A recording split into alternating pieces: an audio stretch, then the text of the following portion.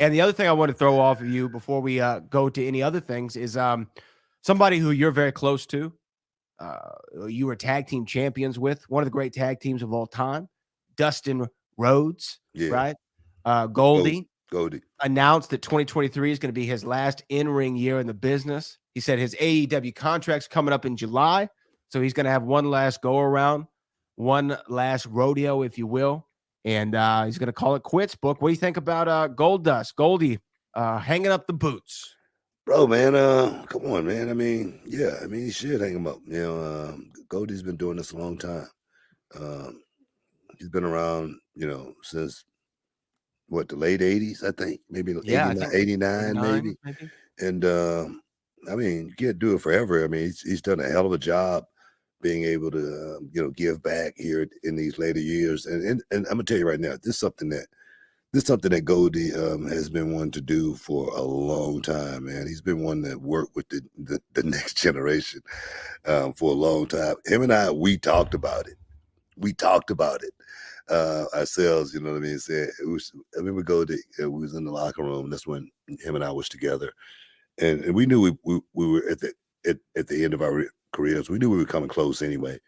And and Goldie said, "Man, why aren't we down there training those guys?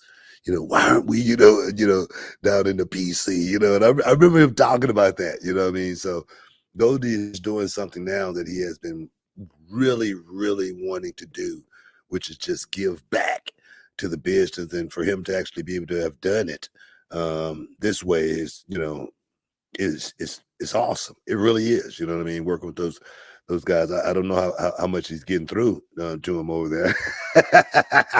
That's another story, but I'm sure he's having a hell of a time.